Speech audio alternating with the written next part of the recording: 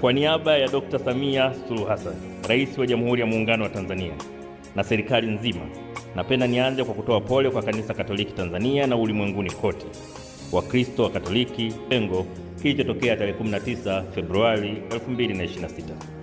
Serikali imepokea kwa huzuni sana kifo hiki, kwani tumepoteza kiongozi mahiri na mwadilifu.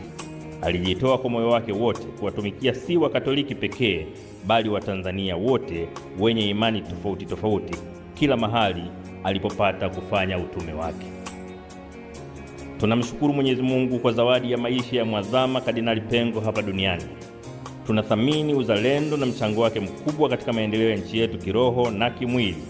Aidha, tunapomwaga leo, naomba kila mmoja ajikumbushe wajibu wake kwa nchi yetu na kuyaishi kwa vitendo mambo yote mazuri tunayojifunza kutokana na maisha yake.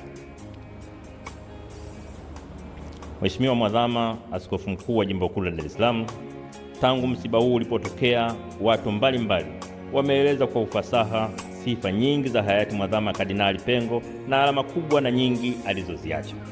Katika maombelezo haya, naomba mniruhusu nami niseme mambo matatu kati ya mengi tunayojifunza kutoka katika maisha ya Mwadhama Kardinali Pengo kama ifuatavyo. La kwanza, Kardinali Pengo alikuwa mtu mwadilifu sana, ambaye siku zote alisisitiza watu kuishi maisha ya kiadilifu kwa kufuata na kuzishika amri za Mungu, pamoja na kuheshimu sheria mbalimbali za nchi, kwa kuwa alikuwa mbobezi katika maadili, ambayo ni teolojia ya maadili, moral theology. Alifundisha na kuishi maadili katika siku zote za maisha yake.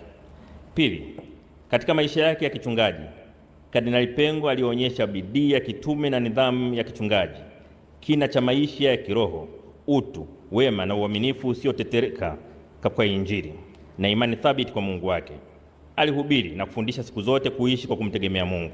Tunaona hata alipopata changamoto za kiafya hakutetereka, bali alizidi kusimama imara akimwamini na kumtegemea Mungu. Tatu, alipenda sana maendeleo ya watu na ustawi wa jamii. Alikuwa kiongozi aliyejitoa bila kujibakiza katika kuinua hali ya maisha na kuwaletea maendeleo wa Tanzania. Alifanya jitihada kubwa katika upatikanaji wa huduma mbalimbali za jamii, hususan elimu, afya, maji na huduma kwa wenye mahitaji maalum, hasa watoto yatima, wenye changamoto za kimaumbile na wajane. Mahala pote alikofanya kazi zake za kichungaji kama askofu, kama Nachingwea, Tunduru, Masasi na Dar es Salaam, kanisa limefanya kazi kubwa ya kutoa huduma za jamii kwa kujenga shule, zahanati, hospitali na upatikanaji wa huduma za maji.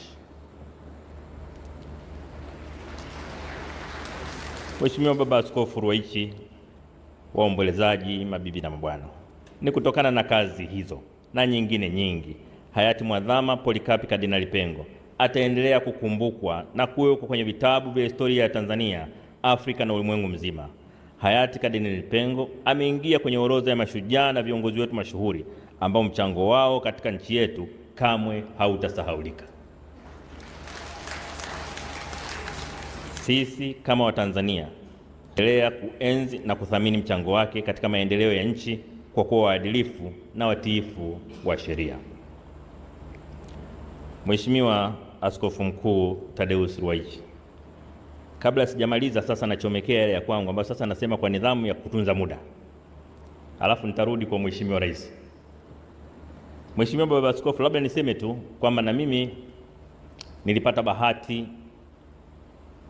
ya kufahamiana na kardinali kwa muda mrefu. Nilitambulishwa kwake kwa mara ya kwanza mwaka 1999 na nikawa kijana wake wa kiroho tangu wakati huo mpaka anapofariki.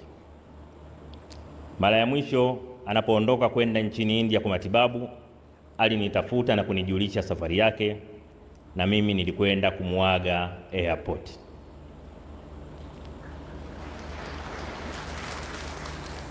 Usingeweza kufikiri ni mtu mwenye maumivu, ni mtu mgonjwa sana. Alisimama, alitembea na mimi zaidi ya hatua 20 akinionyesha ambavyo bado ana dhamira ya kuendelea kuishi.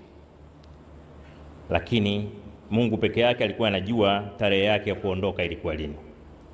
Mheshimiwa Baba Askofu Ruwaichi, tarehe 12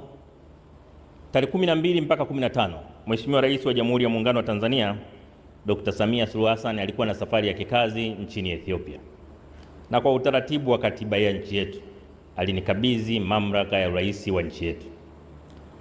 Akiwa angani ndio nilipoletewa simu ya kujulishwa hali ya Mhazama Polycarp Pengo imebadilika, lakini pia amesisitiza kwamba chochote kinachoweza kutokea kwake atafarijika kikitokea akiwa ndani ya ardhi ya Tanzania. Na nilipoombwa kusaidia ufanikishaji, nilipoambiwa kuna changamoto kidogo ya usafiri, kwa kuwa nilikuwa nimekabidhiwa rungu kwa mamlaka ya urais ninayo mimi wakati huo, nikasema mbona jambo dogo hili, mbona jambo dogo. Kawasiliana wenzangu, sijui waziri mkuu nani. Sasa baadaye nilijua ni habari tu ya kubadilisha tiketi na nini, haraka kupata tarehe. Sasa ukipewa mamlaka, wakati unakabidhiwa madaraka ya urais au mamlaka ya urais, kuna mambo unaweza kufanya, kuna mengine huwezi kufanya. Ilipokuja taarifa kwamba kwa hali yake namna ya kumrudisha nyumbani kwa muda anaotaka yeye kuwahi, lazima kukodi ndege ya ambulance. Sasa hapo kwenye ndege ya ambulance, hayo madaraka ya urais yakataka kunitokea puani. Hapo washauri wakasema ikifika hapo sasa, hapo lazima rais afanye maamuzi. Basi nikamwandikia rais wetu ujumbe mrefu kumweleza mchango wa miaka 35 wa Kardinali Pengo. Alifanya hivi. Mwisho rais akasema makamu, mbona unazunguka sana, sema shida ni nini? Nikamwambia shida ambulance.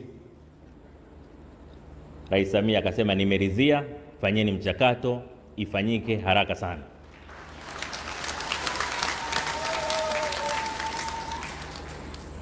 Kwa pamoja na heshima kubwa ambayo Mheshimiwa Rais ametoa kwa Kardinali Pengo kwa kutambua mchango wake kwa nchi yetu, lakini vile vile inatoa hamasa kwa Watanzania wengine ambao si viongozi wa kisiasa kuonyesha mapenzi kwa nchi yao, kuitumikia nchi yao kwa uadilifu. Kuna raha yake watu kama kina Mzee Warioba, kina Majaliwa wakisimama hapa, vigelegele hivi vinafanya walioko kazini wajue na sisi siku moja tunataka vigelegele.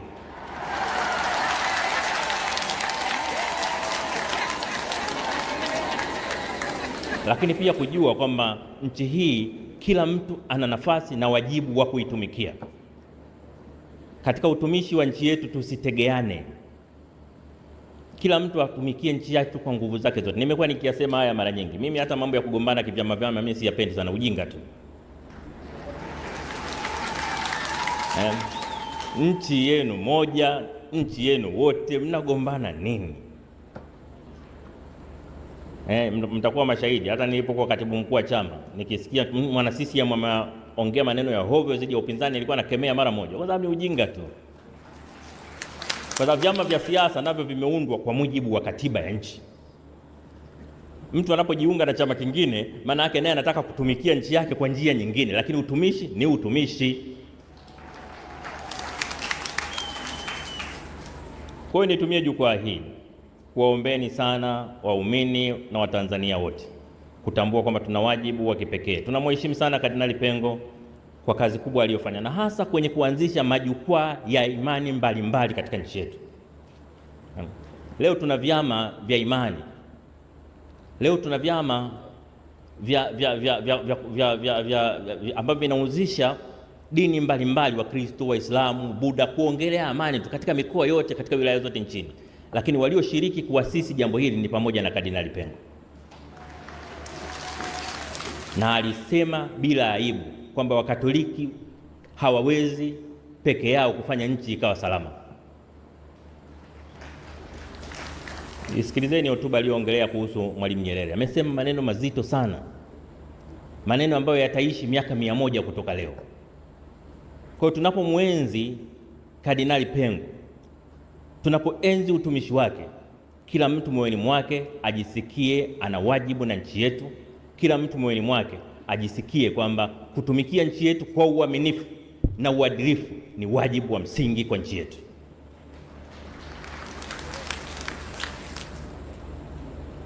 Mababa Askofu, niombe kuwahakikishia sisi kwa nafasi yetu tutaendelea kujitahidi. Kazi ya kutumikia nchi sio rahisi sana, ni ngumu, ina vishawishi, ina vitisho, lakini ndio maana maaskofu, mapadri, mashehe wapo, ili watumishi wengine katika maeneo mengine mizigo inapoelemea, maaskofu, mashehe, mapadri wote waweke mikononi mwa Mungu. Kwa hiyo tunaomba msituache katika maombi yenu, msituache katika maombi yenu. Tutaanguka mara nyingi, tuombeeni tuamke.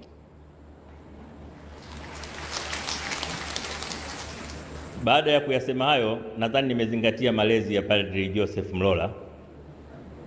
Sasa narudi kwenye hotuba ya Rais.